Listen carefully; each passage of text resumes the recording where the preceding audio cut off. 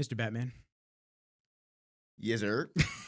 First and foremost, what's today? What makes today special? I don't know, man. Should I inform everybody? It ain't special to me. It's special to me, and I'm sure all your loved ones. And you better get up on that mic. You know, I was about to yell at you. You better get up on that mic. Shit, I gotta turn this mic. Yeah, you're gonna hit that like that. You're gonna hit the sideways stance today. Yeah. A very happy birthday to the big bro Jamal. Thank you. You know I have to blow your spot up. You know I have to. And then you're gonna get a bunch of DMs from everybody. I love to keep that shit on the low, but nah, it's all good, man. I appreciate it. Come on, you already know. Thank you. You know. That's how. Listen, you gotta embrace the another year around the sun. It's hard for me. I have a little bit of a tough time on my birthday. Why so? I've never been one to celebrate my birthday like that. I've kind of just kept it under wraps and quiet, and it sounds horrible, but I just kind of like to more so be with myself on my birthday, and I don't really like the attention. It's weird, you know. For all these years, I never really like thought into it or looked into it, and it wasn't until I was sitting down and I really just was talking about life, and I realized, oh shit, I just figured it out. You know, growing up, my birthday's like right close to Christmas, and my family wasn't wealthy by any means, so it's like, you know, we got to choose which one we're going to kind of either celebrate Embrace. or really like, you know, give any attention to. And knowing that, you know, things were tight, money was tight. If they would do something for my birthday, I know it would kind of be setting them back. So I kind of just downplayed it as much as possible. Like, I just didn't want to do anything. Like, just let's not do anything. Let's just chill.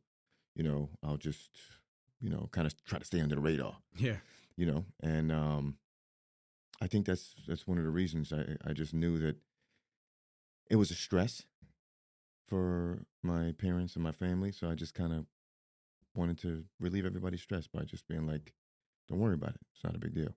And I think I just brainwashed myself into that. And it wasn't until, dude, I got to say, what's today, Monday? It wasn't until Saturday that just passed that I was just talking about it, and that came out. And I was just like, damn, that's probably why I feel this way. But it is what it is. So I can understand that. Birthdays for me, I kind of downplay them too. You know, the only reason we did anything for this past one was because it was the 30th. But besides that, I don't know. I feel like since I turned 2021, I feel like it's been different, especially like real different. Like, of course, it's responsibility now. You know, but I always had the responsibility. Yeah. But I just feel different about it. I don't know. I don't like when people go, "What are we doing for your birthday?" And I just kind of sit there and go, "I don't know. I don't really care. It's just another day to me." Yeah. So I definitely understand that. Yeah, I kind of try to keep it around. And then, you know, I got fab, and I'm always being like, well, you know, you turned 55 today. You know? Yeah, this old geezer, is that what he said? Yeah, you turned 76 today. I'm like, this dude. Like, here we go. Walks in with an Affleck card. Yo, he's great. Oh, yeah. Hey, listen, no shortage of good laughs on the birthday then. No. So are you doing anything for it, or you just another day, just chilling? Anything with the fam? I guess I would say I celebrated it Thursday and Friday. I had dinner and stuff like that, and it was great. It's actually turned out to be a wonderful birthday pre-weekend. Good. Put it that way. Good. Yeah. Okay, listen, as long as you celebrated, as long as you got out. Yeah. You know, now that you're home and you're back from Florida, if you want to go out with the kid, I'm always down too. Guaranteed. Well, we can maybe put that together. Fuck yeah. Yeah. Today I'll probably go and see the kids and cut cake with them because that's what they want to do. Okay. They're gonna you know, they're more so happy about it, more happy than it almost becomes an event for them to celebrate dad. Yes. Yeah. Which is phenomenal. Yeah. And they know daddy kind of plays it low key, so they want to go crazy. I know they do. That's amazing, man. We'll see. I love it. Listen, we'll see. Little birthday daps. Love Happy you, birthday, bro. my boy. Thank you. I appreciate it. So kind of like a little episode we wanted to talk about. I think more so on the side of, I guess, the stigma that you hear from men nowadays, and you kind of look around, and I think people get it twisted in terms of masculine men and what men portray in today's society and how they're supposed to act versus how they do act. Yeah. It's like a very sensitive, weird topic because obviously not every man, woman, and child, nobody is the same. So you can't expect every single man to act as certain way. Yeah. let's say, a framework of what a man should be. Mm-hmm. But you hope that their father that raised them or their family that raised them, if they don't have a father figure in the family, instilled strong beliefs into these young men Yes. and made them strong men. But we're finding that that's not the case. Well, and I'm finding that the men of the past aren't anywhere to be found. Far and few between. Well, it's funny because you could look at it like this, right? Today's fashion, you can't go by this. I'm not a fan of it. No. But I'm trying to be like neutral here. Yeah, you're trying to stay even keeled. Yeah, I'm trying to stay in the middle with this one. But today's fashion, to me, is not a fashion that I would consider to be very masculine. No. But I'm not saying that you're not men if that's the way you dress. You're not masculine if that's the way you dress. It's fine. Their own. But like when I'm in the gym and the guys have on less clothes than the girls now, it's a little weird. Like your tights are tighter and shorter than the girls' tights, and you're wearing extra large shirts over it, so it looks like you're wearing a nightgown. It's I just don't get it. Not saying that. I mean, I know it's the fashion, but the fact that you feel comfortable with that is just a little odd. The fact that you can look in the mirror and think, oh, yeah, I look like a man today, and walk out the door, it's a little odd to me. Listen, you do what you want. You do what you want. You wear what you want. I can't change that. But in all honesty, that's just, as far as fashion is concerned. But in all honesty, when it comes down to being a man, I feel like it all has to do with morals, right? So being able to be a man of your word, keep your word, be honest, that's the basis of being a man. Society may make it out to be that you have to be like financially dominant to be masculine and be a man, I don't agree with that. I don't think so. And the reason I'm saying that is because I'm going off my own knowledge here and life and stuff like that. So I went to college and I was pre-med in school. My parents wanted me to be a doctor. I couldn't stand being in the hospital. I chose the route that I took as far as being a trainer. I can still help people. It's still in the field of science. And that's the route I took. Do I make as much money as a surgeon? No, definitely not. I try to conduct myself as a very morally sound and mentally strong and honest man. Does it make me less of a man because someone makes more money than I do? Absolutely not. You know what I mean? So the route I chose financially, right, like professionally, led me to making a certain amount of money. I could have taken another route and I could have been completely unhappy and been a horrible person, a horrible father, whatever it may be, just being unhappy. But my pockets would have been fat as hell. Does that make me a good man? So now here I am. I'm raising children and I'm miserable because of the job I have. I am, I'm short. I'm always arguing. I'm always upset. I'm not really getting a chance to enjoy what's going on at home because I am bringing work home with me. Right? And it's something that I just don't enjoy. But I got a Lamborghini in the garage. I got nice stuff.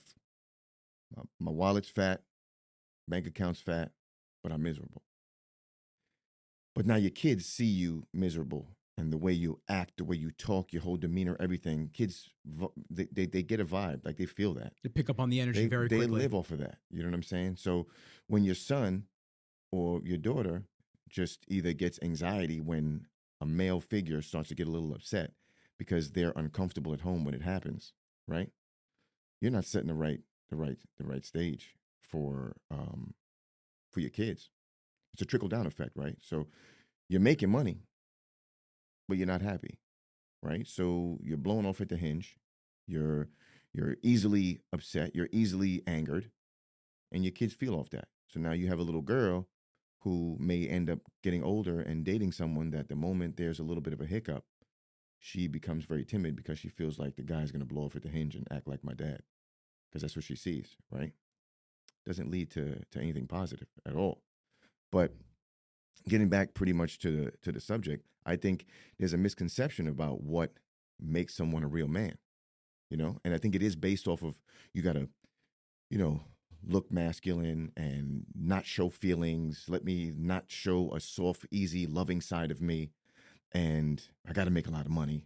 You know what I mean? I got to have like nice things, and it's doesn't mean anything like that. Beautiful You know what I mean? woman up on the arm. Yeah, having, like you said, walking in, pulling up in a nice car, getting out with a beautiful girl on your arm, and having a pocket full of money.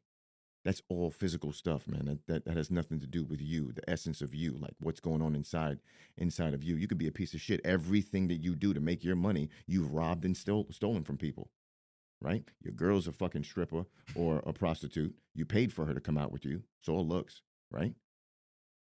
So what? The Instagram effect.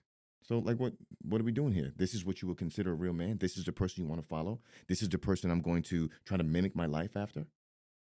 That's very similar to, and it's not to talk shit, but it's a prime example. I've said it before on the episodes with Tyler on Brajol Brothers. It's the Dan Bilzerian effect. Mm-hmm. Dan Bilzerian, fucking loaded. Every photo you see of him, he's got beautiful women around him, expensive toys. He's in a mansion. He's in some rare part of the world, literally just flexing his wealth and his status. And you want to know what's funny? And I want to hear that, but like my takeaway on that is, what happens if he lost everything? What happens if he lost all that money? What happens if he was living in a 1-bedroom apartment off the Vegas Strip, not on it, off it, somewhere around there, in some shitty little 1-bedroom apartment? Would all of those women still be around him? No. And would all those followers still look at him as the same person and go, no, well, I like Dan for who he is as a human being. No. You like the status that he's trying to exude and show on that side of things. And it's not to say that he's not a good human being. I don't know. I don't fucking know him. He could be a great guy. But when you are constantly flexing in that manner, acting like a man's man, men's men don't exist anymore. They're far and few between of older years. Yeah. Everything is completely different. But you're saying what you're saying. Well, I have a close friend of mine who's friends with Dan, and she tells me that he's miserable. Yeah, sounds about right. Right? So, I mean, now that I say that, and you sit back and think about all these videos and pictures and stuff you see, it's all a facade. It's all to cover up something else. I would be miserable. Could you imagine if women only hung out with you just because of your money, not because of who you are as a human being? They just wanted to be with you because you could bring them to the Swiss Alps on a Tuesday. And everything you're saying right now, you would feel fucked up. Oh, yeah. To know that. Some people don't care. Yeah. They'll just pay for everything, right? And it'll give them a false sense of being manly or manhood. And then they'll wonder why their depression continues to sink deeper and deeper as well. You go. That's exactly what it is. Well, like shit. Well, if I'm not paying for dinner, we don't seem to make any moves. And I'm sitting here and I'm not saying like, listen, I treat my women right. Of course, I pay for my women this and that. But I'll tell you what. Is it nice to see them reach for the checkbook every now and then, just to like show, hey, I want to take care of you too, and you just go, no, you're good. Next time you get the drinks. Listen, I went out on a date once where the girl literally told me she knew a friend. She was the sister of a friend of mine, and she's like, damn, my brother tells me you have this amount of clients, you do this amount of this, blah blah blah blah blah blah. You charge this amount, you make a lot of money. You know what? We should just get married. I could be your trophy wife. So I said, we sat down here and had this conversation, and you know how hard I work and how much I'm trying to do with my life. You just finished school. You got your master's. You really could sit across the table and look me in my face and tell me that you just don't feel like doing anything? I'd rather just marry you and be your trophy wife? Really? Sweetheart, listen, dinner's on me. You lost me at hello. I'm out. Like, you're not going to sit there and tell me, damn, you work so hard in meeting you now. And you already did the math in your head about how many sessions I'm doing, how much I charge, how much money I make. Like, really? Come on, man. Like, cut that shit out. For real. That takes a special kind of stupid. Oh God. You spent all that time in school, all So that hard work. You're not now gonna you're walk just out on me. I'm beautiful. Oh, Men would kill to be with me. Oh, really? I won't. Hey. I had an ex that said that. I'm out. I had an ex that said to all my friends, Nick won't ever break up with me. I'm too good looking. I'm too hot. Wow. I was like this. And all my friends in every single person, one by one, you must not know Nick. Exactly. You must really not know your boyfriend. Because if you did, you'd know that he has zero problems cutting anybody out like a tumor. That's a positive side of me and it's a negative side of me. However, if you're gonna act like that and you think that, and she was another one. She was a girl that had a really good job, had an incident at the place that she worked medically. She had a procedure done where they had to monitor her heart. She had like a vasovagal attack. Mm-hmm. Whatever, cool. Yeah. Like by all means, if you don't feel well, don't go back to work. But then she dragged it out for almost a year. The hospital that she worked at didn't want to bring her back. When I later found, and she was bartending on the weekends for 2 days, and that was it. The rest of the time, she was taking fucking selfies and Instagram pictures all week. She'd work 2 days at the bar, make money because she was an attractive girl. By all means, I'm not putting you down for working and making pretty much what I was making at the time in a week's work. You were making in a night. Yeah. Totally fine. But like, you don't have any aspirations to become better than just being a bar hag for 2 days a week. Mm-hmm. You know, your late 20s, how you're just going to drag this out all the way through your 30s, 40s, and 50s. You're going to be that girl that's working at the bar when you're 50 years old. And all the dudes know that have fucked you in the bar. They all, like, you know what I'm saying? Like, exactly. they all know this girl. Yeah, everybody listening knows that woman, the older woman that's still working at the bars. And there's nothing wrong with being that woman. But I found out that from later on, actually her family members. Wow. Yeah. People like to talk, man. That she had gotten approved to go back a month or two after the incident. But she was the one that kept dragging out saying she didn't want to go back. So you just wanted to work 2 days a week. It's okay. But like, admit that you want to do that because I would have dropped her quicker. It's very hard to be around when you're a driven person, man, especially, it's very hard to be around other people that are not driven. It's kind of it's difficult actually, you know, because you'll give advice because they'll ask, you know, but some people that just don't have it, they won't take the advice. You know, they'll ask the same question over and over again. They won't take the advice. They just are going to continue to hope that somebody would just do it for them. And so it's difficult to be around somebody that has no drive. And they don't understand the grind. They don't understand why you have to work so much, why you have to just keep pushing forward, and why it's important that you do, because you don't want to stay the same. You want to continually progress, get better. And that's not only on the financial side, that's in a physical, mental side as well. Exactly. Because what 100%. Am I going to do? You know, if I don't keep getting clients, bigger accounts, and getting more guests on the podcast and pushing clips out and doing this, then everything's going to stay the same. And I don't want it to stay the same. Never going to grow. I don't want to stay the same. I want a Lamborghini. I want a big-ass house. I want a fucking yard that the dog can run in. Like, I want those things. Yes. And wanting those things versus praying and wishing that they occur versus actually doing it. Going out, making sure that you're laying the groundwork so that you have it in 5, 10, 15 years. Yeah. I'm looking at it as a long game. I don't want short game. I don't want short gain capital. I don't want that shit. I want it doesn't long. Last. Exactly. I want that shit to grow and flourish. So if I'm with somebody that doesn't get that, I can't help you. It's not going to work. I can't help you. And we're not compatible. Yeah, it's not going to work. It's not going to work. You know, but yeah, I think it all stems. Like, society looks at, like I said, they look at the men to be unemotional, strong-minded, but showing, once again, no emotion, and financially, like, listen, there's different levels of financial stability, right? Because you could make, you know, $60,000, $70,000, $80,000 a year and live underneath your means and be financially stable. Invest your money, you know, not spend money frivolously, and you could have a nice little nest egg that you could, or investment portfolio that will make you better off than somebody who's making $500,000 a year but lives above their means and has nothing really to show for it, aside from just some physical, you know, superficial things that they going to end up having to sell at some point to have some kind of liquid to make the rent. Exactly. I have a lot of friends like that. I have a lot of friends that purchase items way above their means. Like, they want to get, you know, a specific car, or they want to get a specific watch, and just in general. Like take, for instance, athletes, right? So I've trained many athletes, and this is what some people don't understand. Just drawing a reference. Let's say you sign a contract for $100 million. That really only means you're getting 57. Okay? But that's 57 million over 10 years. So that's $5 million a year, right?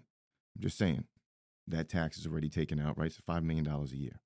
So most athletes look at it like, all right, I'm making $100 million. I'm going to go and buy a $20 million home. And the $20 million home is going to have a maintenance cost of probably $100,000 a month. Okay?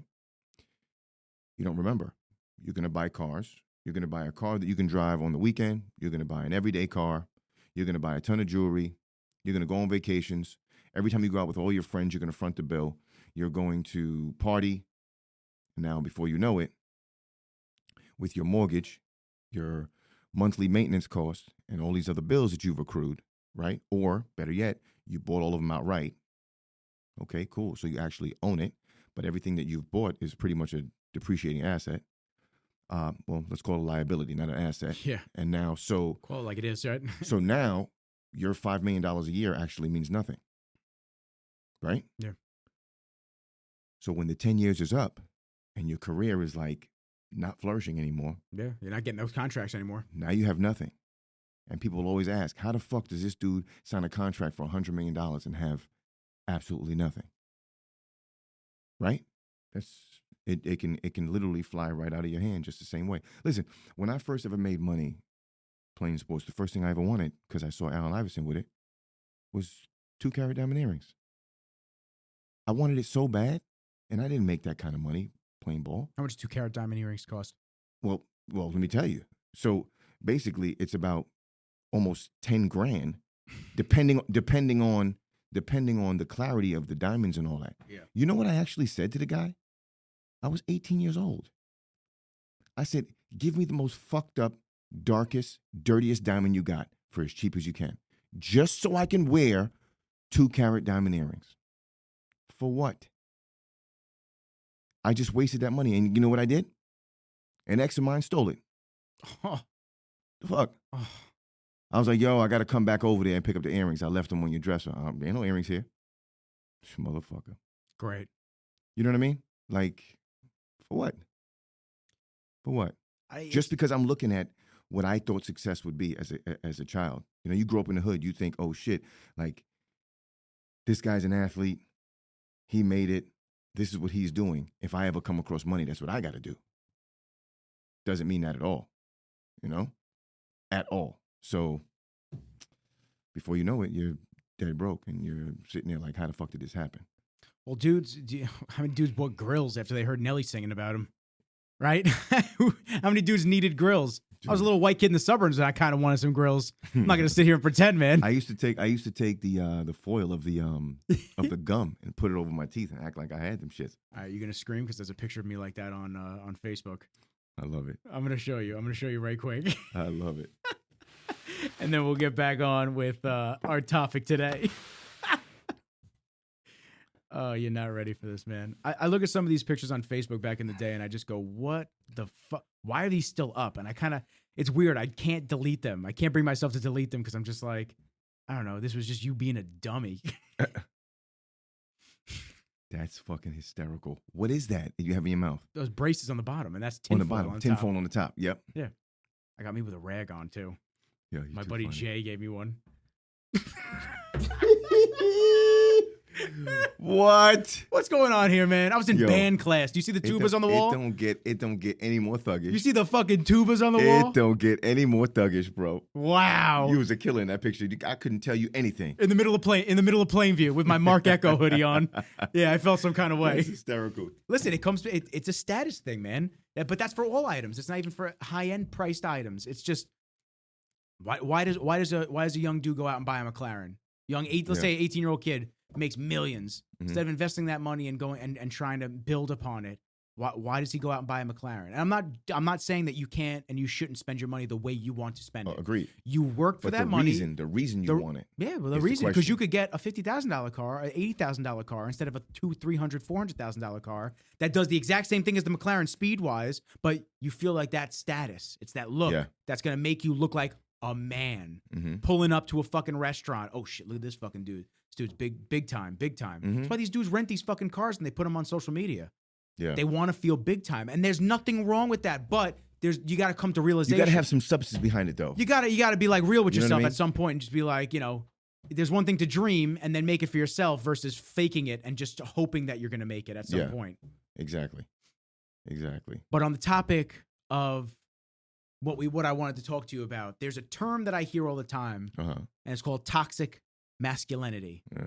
And I find that it comes up in conversation more than it should. Now, there is a side of everybody that's toxic.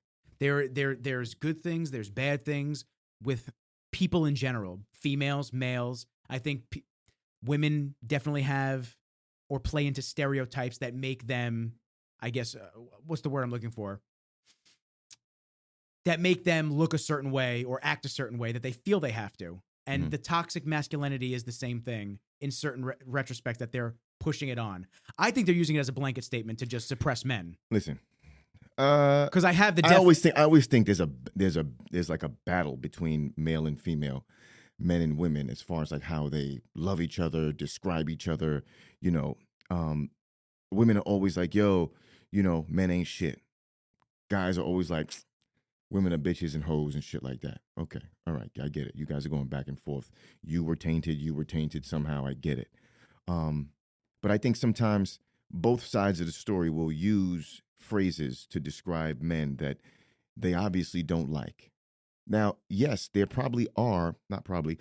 are toxic men and toxic women out there that feed off of whatever their powers are. I'm saying it like that because obviously you have to be able to, if you're a toxic male, you have to like literally be able to get into a woman's head mentally and be able to like manipulate them.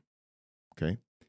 And I hate to say it, but it's not difficult. It's not difficult for a woman to do the same thing to a man. It's not difficult for a man to do it to a woman because the truth of the matter is males and females, men know and women know exactly what it takes to make the opposite sex fall in love with them.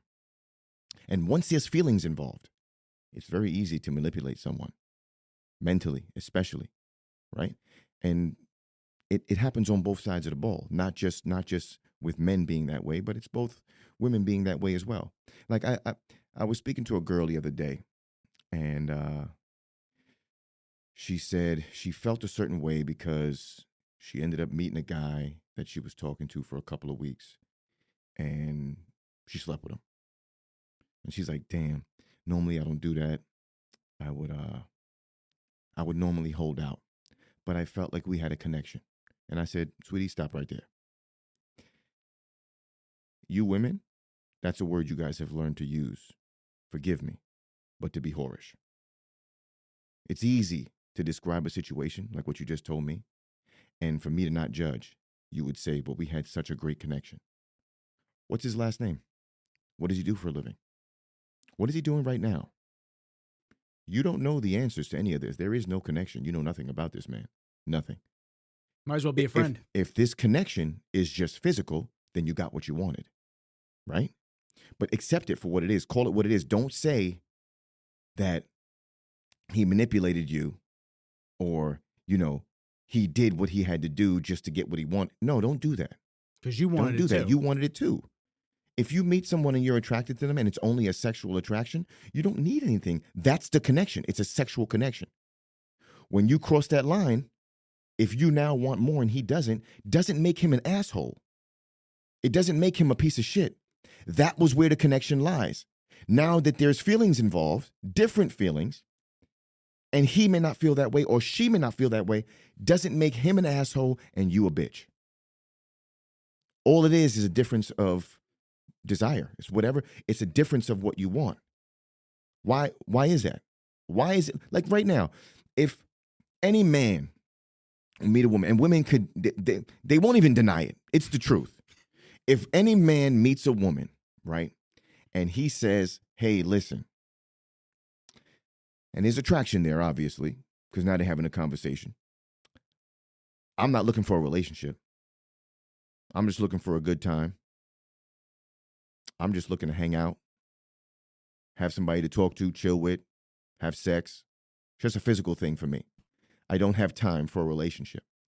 The girl will say if she's interested, if she's even remotely interested, she'll say, that's cool. I'm not looking for anything serious either. But in the back of her head, she's thinking, I can change him. Yeah, project. Well, hold on. Maybe she's not saying that. Let's take a different route. Yeah, I only want the sex too. Great. They have sex. She's catching a little bit of feelings. She makes the girl laugh from time to time. Now all of a sudden she's seeing visions of her being in a relationship with this man. And the next time he's like, listen, you know what? I'm good. I'm just going to keep it moving. Like, blah, blah, blah. All of a sudden he's a dickhead. Yep. He's a piece of shit because you caught a little bit of feelings, right? And although he was 100% honest, he is telling you what you do not want to hear. So now you're upset. And it can go both ways. It can go both ways. When a guy gets with a girl and he showers the girl with gifts and taking her out and whining and dining and living way beyond his means just to try to bag the girl. And the girl has shown a liking for nice things and, going out nice places and stuff like that. That's what you showed her. That's what she fell in love with. So if you can't keep up with it and she wants to leave you, she ain't a bitch and she ain't a gold digger. It's what you showed her. You made her like that. She may have had interest in it. And when you knew that and you found that out, right? Because if you're doing something out of love, right? I know my girl likes this. I'm doing it because my girl likes it, right? I'm not doing it trying to win something. I'm doing it because my girl likes it. I know she enjoys this. This may not even be something I like. But you want to keep her happy. But exactly. But if you're doing it with a joyful heart, it'll never stop. You'll continue to do it. But now if you're doing it just because you're trying to get a specific thing, and now that you got it and you want to live normal and you got to pull back, all of a sudden she's going to lose interest because, you don't treat me like you used to. Right? And meanwhile, you're like, damn, all she wants is my money. No, that's all you showed her. Yeah, you showed her the top echelon. You didn't show her the essence of you. You didn't show her personality. You didn't make her laugh. None of that. No. You showed her that you know how to spend money on her. And this is where the feelings are going to lie. So when you stop doing that and she's like, I don't feel the love. You think she's a piece of shit, but it's the way you showed her. So I've always said this in the past, and like women think I'm nuts. But they're like, Jamal, what do you look for in a girl? I'm like, nope, I'm not telling you. I'm not telling you. They're like, what do you mean? I'm like, why am I going to sit there and tell you what I'm looking for? If you're asking me the question, so you're obviously like interested. So if I tell you now I like A, B, and C, even though A, B, and C is not even on your radar, you will do A, B, and C to get me to like you because you're interested in me. But once you're comfortable now, it's like, I got Jamal to come in here now. And I reeled him in, and now there's feelings. And he's feeling me, and we're talking about love and relationship. Now I can relax, and I'm going to pull back. Guard drops. He's never going to see A, B, and C again. Now you done stole 6 months out of my life, you fucking bitch. And what am I going to do now? Now I got to talk to myself in the mirror on how I'm going to break up with this girl without breaking her heart, without hurting feelings. But I'm now unhappy. All because you weren't you. You portrayed something else, right? So that's the thing. So when people talk about like toxicity and all that stuff, yes, if you have feelings for somebody, anybody can be toxic to you. They'll know what to do to manipulate you. You know what I mean? Mm-hmm. It's not just masculine. It comes from both sides of the spectrum. It's male, it's female. Like it can happen either way. So the term is real. I do believe that. Well, I got the but definition. only under certain circumstances. A guy can't be toxic to you if you don't have feelings for him. You know what I mean? You can't offend me if I don't care about you. Like when you showed me that post with the guy wrote about what I was saying. Yeah. I don't know you. Fuck you. Fuck you. If it was just if it was a friend of mine like you, if I heard that you were upset with me with something, I'd be, oh shit, Nick, what's good, fam? Like you my boy. Like you know me. You know the real me. So for you to have an issue with me, it's real. For somebody else to have an issue with me that doesn't even know me, yo, come on now. I got two things for you: a piece of gum and these balls. I'm chewing my piece of gum, man. You can suck on these balls, man. Like, what the fuck? Like, I don't give a fuck what you think. Like, get out of here. So, you understand? And it's the same way. You can only be toxic. Someone can only be toxic to you if there's feelings involved. If there's no feelings, nothing they say or do can bother you. So what does it say? What's the definition? I agree. So toxic masculinity refers to the notion that some people's ideas of manliness perpetuates domination, homophobia, and aggression. This idea that men need to act tough and avoid showing all emotions can be harmful to their mental health and have serious consequences for society, which is how it became known as toxic masculinity. There are many definitions of toxic masculinity that appear in research as well as pop culture. Some researchers have come to agree that toxic masculinity has three core components. Toughness. This is the notion that men should be physically strong, emotionally callous, and behaviorally aggressive. Mm-hmm. Anti-femininity. Jesus Christ, I butchered that word. This involves the idea that men should reject anything that is considered to be feminine, such as showing emotion or accepting help. Power. This is the assumption that men must work toward obtaining power and status, social and financial, so that they can gain the respect of others. Now, that's a completely different thing than what I was more toxic masculinity in a relationship. Correct. Yes, that, because you know what? It's giving men a false idea of what being a man is all about. And it's toxic to them, not people around them. It's toxic to them. Because you know what? Everybody that's fucking crazy successful, they could sit there and tell you all they want. I built this myself. No. There were people along the way that helped you. And if you say no, you're a disrespectful motherfucker because you got a mother and father. And if you didn't, you have a mother or a father. Someone was there to fucking help you. You didn't get a job when you were born and start working when you were minus 1 year old. Okay? You didn't do that shit. So you didn't do the shit yourself. Okay? There was always somebody there to help you. All right? So you didn't do anything yourself. You didn't build that all yourself. So here you are. Your success. You can't say you did it yourself. Your success is based off of what? Not needing anyone? No, you got help along the way. That doesn't fit that description at all. You know what I'm saying?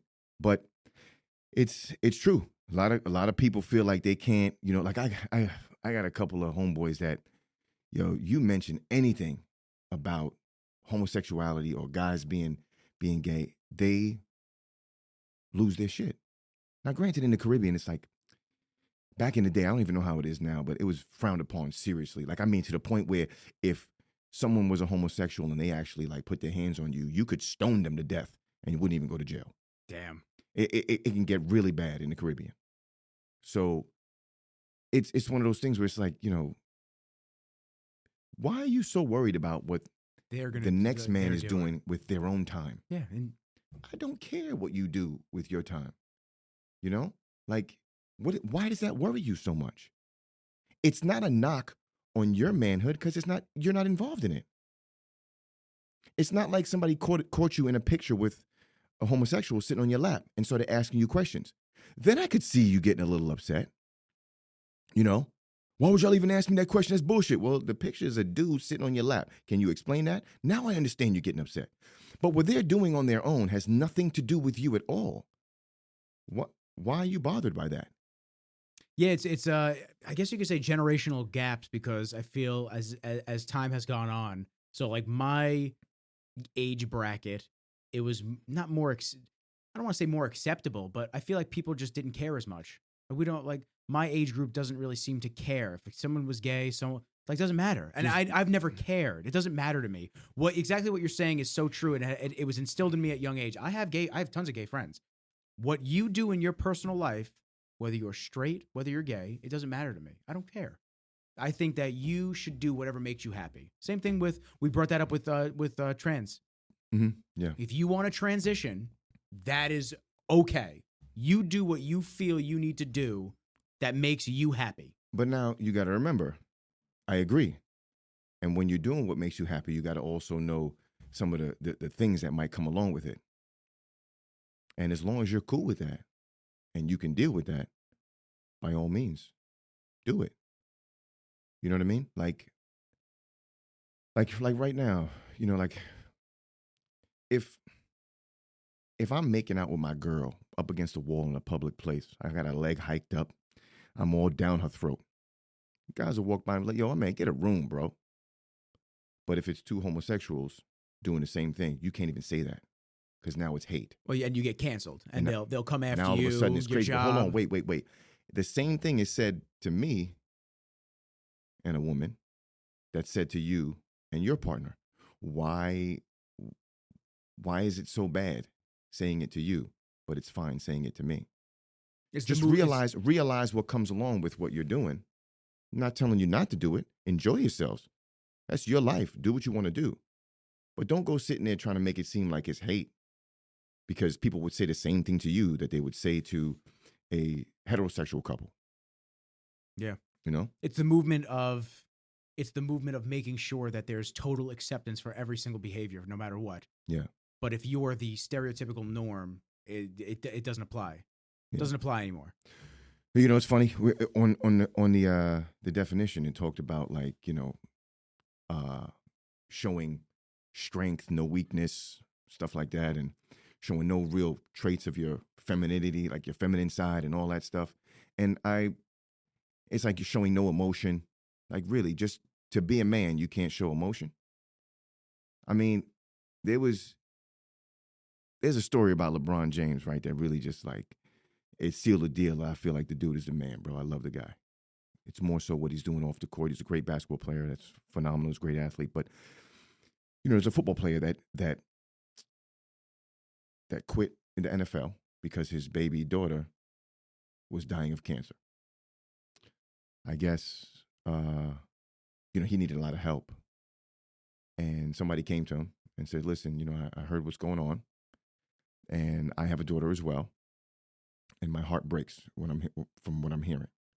I would like to help you and try to bring in as many doctors and people that could possibly help your daughter, but please don't let anybody know that I did this. And he got all the doctors, all the specialists to come in. Obviously, money was not an option. And they did surgeries. The daughter is safe and alive. And they were giving the ESPN award to the husband. To the father of the daughter. So the guy gets up there and he's making a speech. And he says, you know, I promise I would never say anything, but the truth is I can't sit here and take this award without saying something. I don't feel like I deserve this award. A man came to me and offered help, came to see me after every one of his games, called me every single day to make sure that I was okay and my daughter was okay. And he single-handedly brought me all the specialists that I didn't even know I needed. He did more research on this than anybody could possibly do. And he helped save my daughter. He is the one who, you know, deserves this award. And that man is LeBron James. And LeBron James in the audience crying hysterically. You're going to tell me that he's less of a man because he's crying? Because he has a daughter and put himself in that guy's place? And knows what it feels like to lose someone you love? So he's less of a man? He didn't do it. Character is what you do when nobody's watching. He did that in hopes that nobody would find out. He just wanted to help that man because his heart was breaking for him. And you're going to tell me that, what, he's less than a man because he's crying? He's less than a man because he's showing emotion? You know, when you meet a woman, right, that could possibly end up meaning everything to you, completely just make everything in life just mesh. And you talk about things that go on in your life and you get emotional. If you can't cry in front of that woman, something's wrong. Something's really wrong. If you can't let loose in front of that woman, something's wrong. You know what I mean? You're not being true to yourself. No man, no person in this world has ever not gone through anything that makes them emotional. If you're going to sit there and think that being hard to situations and like numb, cold, yeah, to situations in your life makes you a man, that means you haven't addressed it. That means you took yourself out of it and you're not being emotional, but it doesn't make you a man at all. You know what I mean? I could sit there and talk about my grandparents all day and just break down crying every single day. Tell me I'm less than a man. Now you're going to talk about what? Men have to be strong. I'm stronger than you probably. men's got to be like a little violent. If that's the case, I can be more violent than you too. But I was just crying just now. That takes away from my masculinity because I'm showing emotion? Nah, that's bullshit. But that's just society and how they're trying to depict masculinity. But that's how it becomes toxic to men, right? And they'll end up losing a relationship or friends or having issues with family because they lack the ability to express themselves and show emotion. Hold things in, right? Instead of talking about your problems and expressing yourself and showing emotion, I'm going to hold it all in and then explode one day. And then what? Be violent. And then what? Go to jail. And then what? Now you're going to be a real man because you're in jail? Because you're violent and you don't show emotion? For what? So that we can call you a man now? And you're going to come out of jail, you going to make any money though? No. So where's the financial part now? You got the violent part. You got the unemotional part. You ain't going to have the financial though. Where do we stand? And it just keeps going over and over again. For what? It's my main thing. For what? Yeah, I don't know, the whole premise of quote unquote toxic masculinity. I feel like they take these alleged traits that they've amped up in a definition standpoint times 20. Yes. And they've said, if you're this, it's not acceptable in society nowadays. But realistically, like you're saying, a real man's man has no problem getting on his emotional side, his feminine side, his masculine and strong side, and being the protector of his friends, family, everything. Just because you're a strong individual and maybe you don't cry all the time. Maybe you don't. Maybe it's just not your thing. It's okay. Maybe this person doesn't bottle everything up. But that doesn't make this person toxic either. Not at all. Because I think that the definition is stretched to a mainstream media standpoint where it's almost like they want to just not let men be men in general. And by creating a term like this, they blanket all men instead of allowing, you know what I'm saying? Yeah. Instead of allowing the real men to be real men, you and I. Dude, I put the movie fucking Hachi on about Akitas. Oh, dude. How do you not cry for that movie, bro? I was in New Orleans. I waited as long as I could to not see that movie because I knew Papa was going to break down.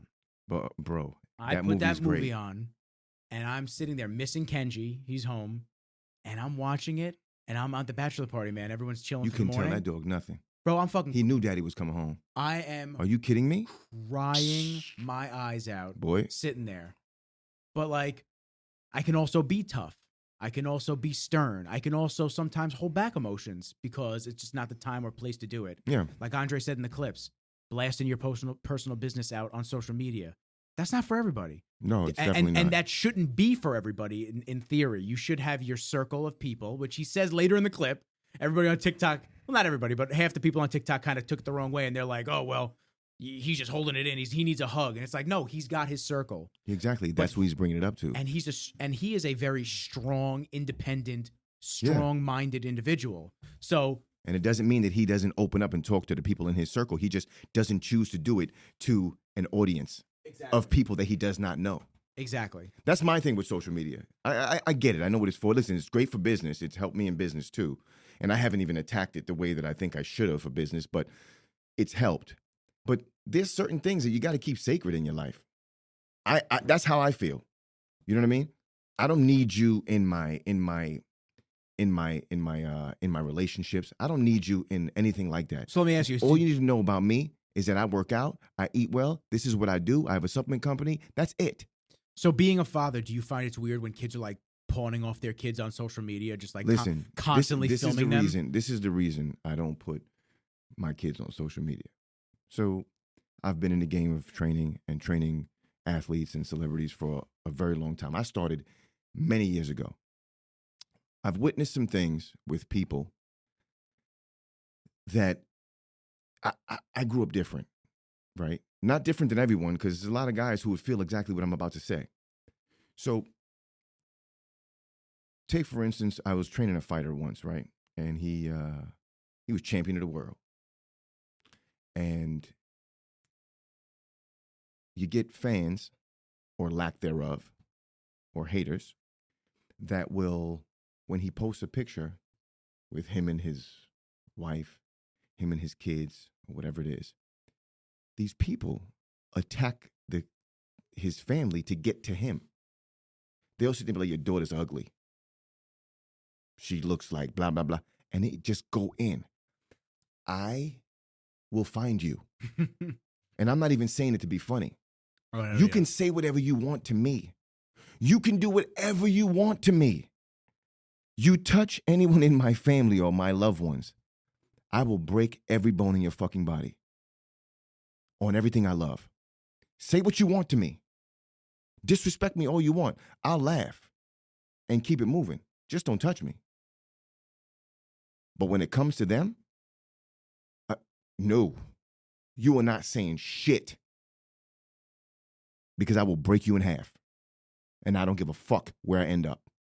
So that, in noticing that would happen to like so many celebrities and people, I was just like, nah. That's not a you know what? That's not the side of social I could put my foot in. I'm going to keep it strictly like just business, maybe fun, but that is it.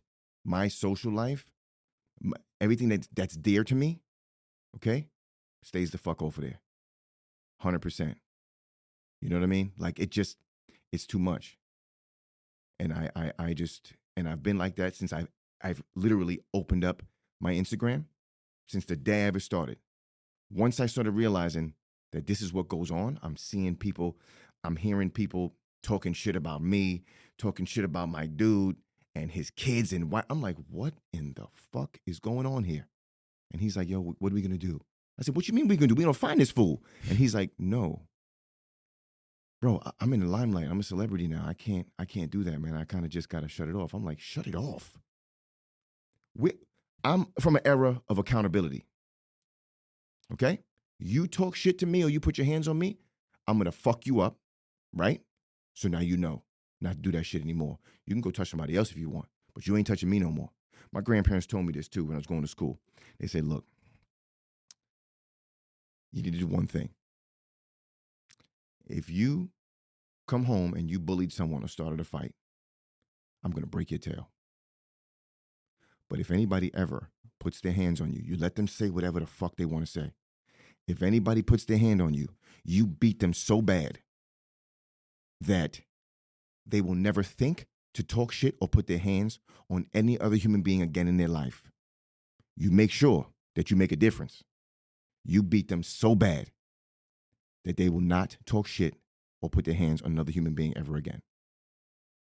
So you could push, you could talk, you could do whatever you want. The moment you touch me, I'm going to beat you so bad that you really sit there and when you look in the mirror for the rest of your life, you're like, damn, why did I do that day?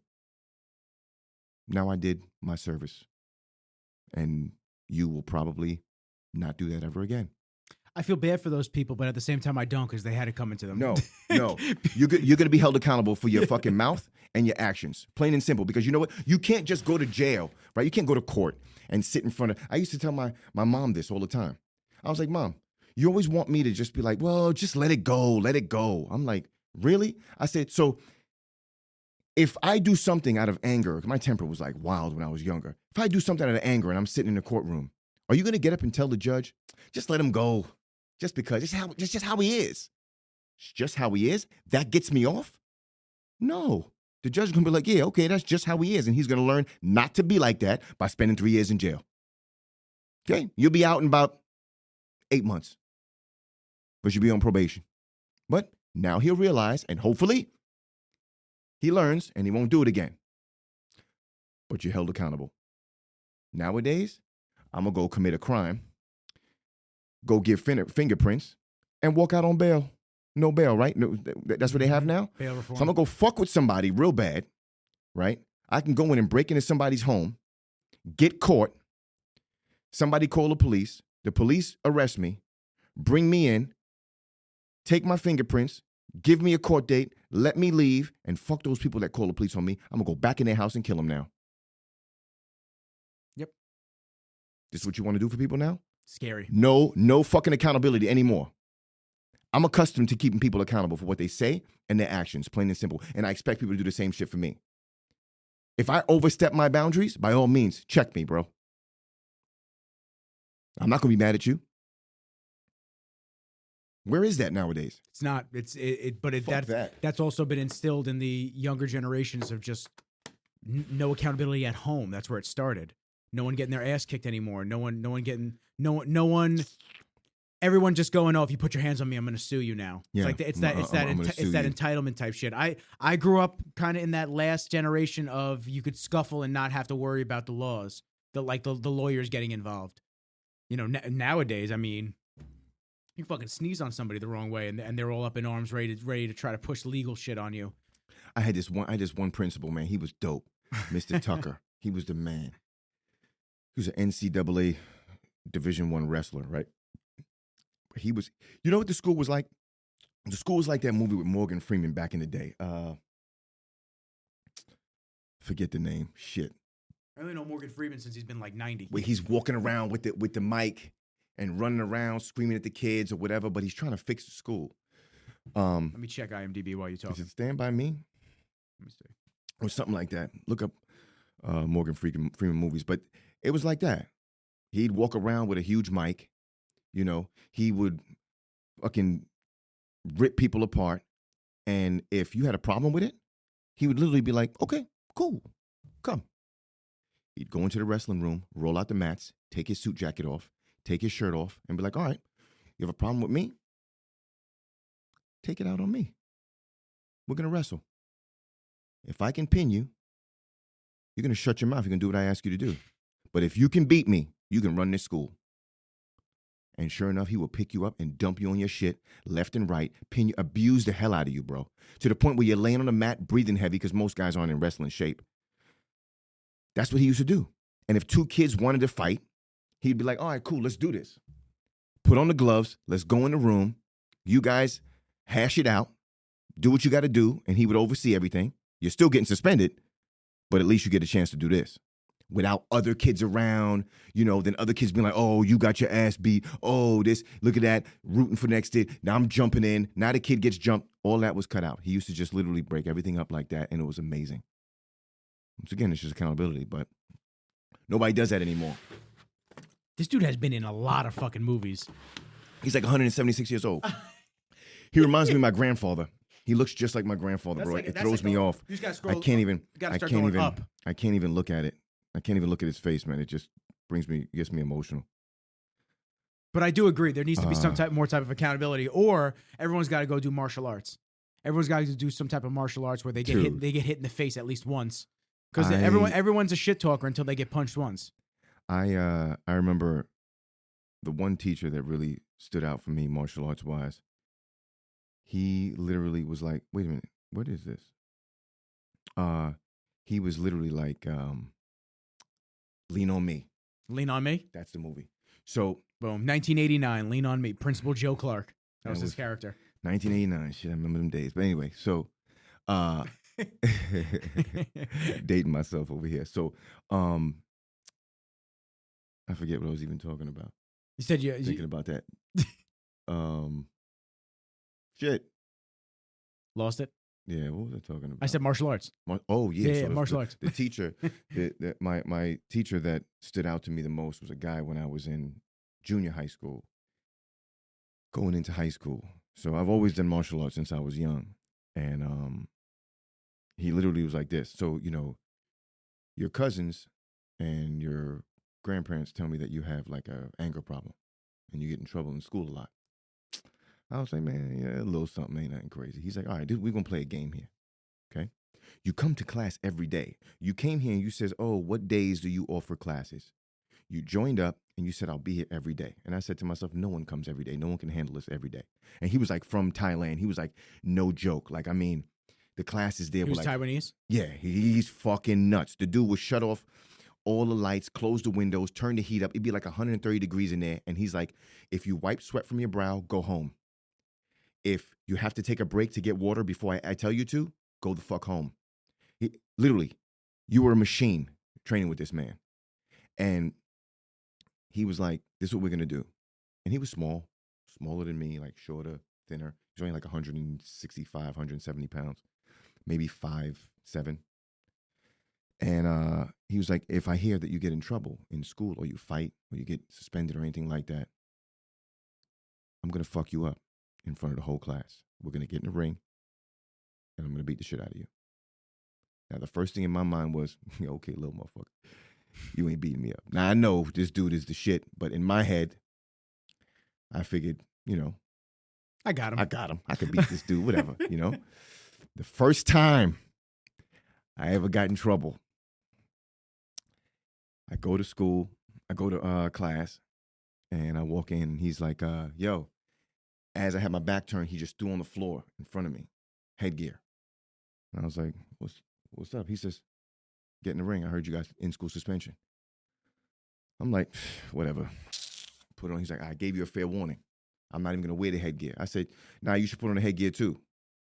And he's like, I'm not going to need it. I was like, oh, bet. He beat the brakes off me, bro.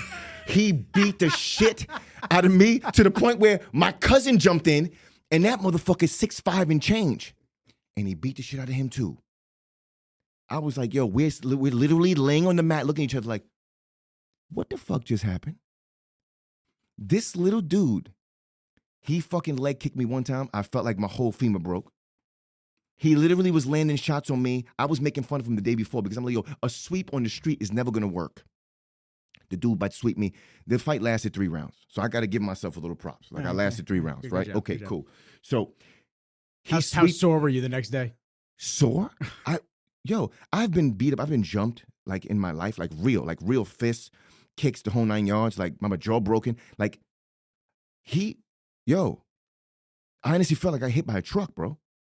Yeah. I could not believe it. My body was like, I had black and blue all up and down my legs, my ribs, black eye. I'm like, how did this happen? This little 165-pound, 5'7" Thai dude.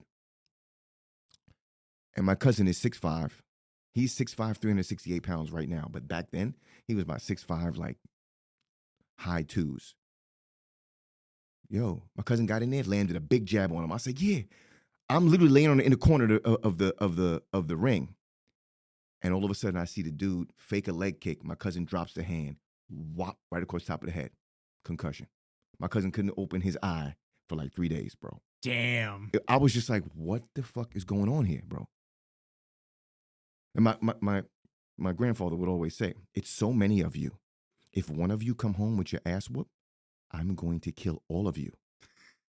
Y'all better all be going to jail for jumping the shit out of someone, okay?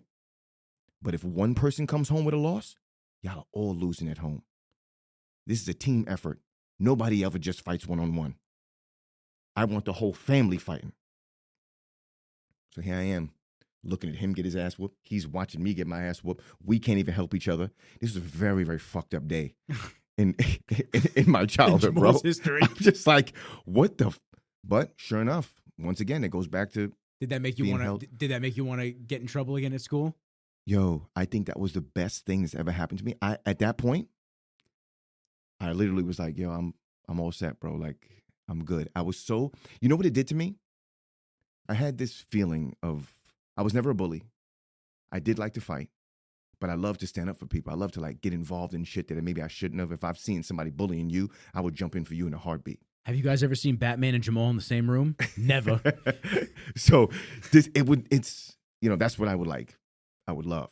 But I never started fights. I never bullied anybody or whatever like that. But it wasn't until after that I was just like, I looked at every single human being differently. And what it did was just make me think. Like, you would look at this man on the street and think you can rob him, you can have your way with this dude. And it's the exact opposite. He would have completely made you pay for every single thing you try to do. So at that point in life, I was just like, all right, I got to have a different level of respect for people. I have to really just pick my battles here because I'm using what I know for self-defense and self-defense only. This shit is not a game. You know what I mean? This is not like, it's not a joke. And I definitely did fall back. It was in my later, it was high school, not junior high school. I definitely fell back and was definitely a lot more subdued in school. Guaranteed. So now let me ask you this, and I want to finish off on this. Yeah. Now, this is a point that I have to make to a friend of mine. Yes. My buddy, he knows who he is. I don't have to say the name. My buddy has the notion mentally that anybody under 200 pounds he could fuck up. Under 200 pounds. Yeah. He has it in his mind. Does he realize? I don't know who the person is, but does he realize that somebody like myself can lose weight and be under 200 pounds? But he thinks. No, I'm just kidding. Listen, he thinks that would be weird to see you under 200. Fuck. Not since the third grade, fam. He's got it in his mind that he sees like these light Sean O'Malley and all these guys, like these light fighters. He's like, yo, I'd fuck this dude up 150 pounds, 160 pounds. And my other friend and I have to tell him every time, it doesn't work like that. No, they really will fuck you up and me if I try to help you. Yeah, it's professional fighters and all these dudes that are trained. It's what they do for a living. Yeah. Because listen, that's why I want you to clear this up. You're around fighters, so you know all the time. These light dudes can fuck these big dudes up easy. Listen, size don't mean shit, man. I'm telling you right now, when it comes to fighting, bro, size doesn't mean anything.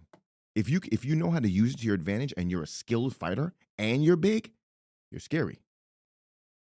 But if you're just a person that's big and strong and you're going against a skilled fighter, bro, you're going to get torn apart. The best bet is you can get lucky enough to get a hold of that small, very small individual. And as you get a hold of him, make sure he's not hitting you when you that takes time. Yeah. You got to be able to hold him and thrash him. If you can't, you're coming in catching blows. But I guarantee you that little fighter is so fast and so explosive. It only going to take one shot. They don't look that fast on UFC on when you're watching on TV, but they fast in real life. They're fast. In real life, it's like fast forward, bro. So tell him not to try. Yeah, no. He definitely shouldn't. But if he really thinks, I could bring him in for sparring and he can jump in with some of the lighter guys. One of my old guys, he's got a belt in CFFC and he's about to probably be in the UFC soon. He fights 125 and 135. He's a small dude. Small dude. He's like Johnny Third Lung. The kid does not get tired. He's fast and explosive as shit. He will beat the brakes off most people I know. Hands down. Let's set that up. I want to watch whatever that. you want. I want to watch that. I'll call him down. He's got a fight in like this weekend in Atlantic City. After he wins this, yeah, it'll be fun. We'll put on 2 headgears on him just so he don't, feel some type of way. You can't have my friend having brain damage, please. No. It won't get that bad. I'll tell my boy just to go to the body. Yeah. That'd be no fucking, headshots. That'd be fucking great, man. Yeah. Well, Jay, always a pleasure sitting down chatting bro. up with you. Always. This is number 12, man. In the Bat Cave. I'm so happy. Number 12. Your fucking birthday. I like that we got to touch on a lot of different things today. Super easy, as usual, man. Super free flow, super free form. We just talk about what comes to mind. We talk about it, we chop it up, and then we get some clips from it, and we enlighten people's days. I love it. I love it. On that note, number 12 done. I appreciate y'all. Peace.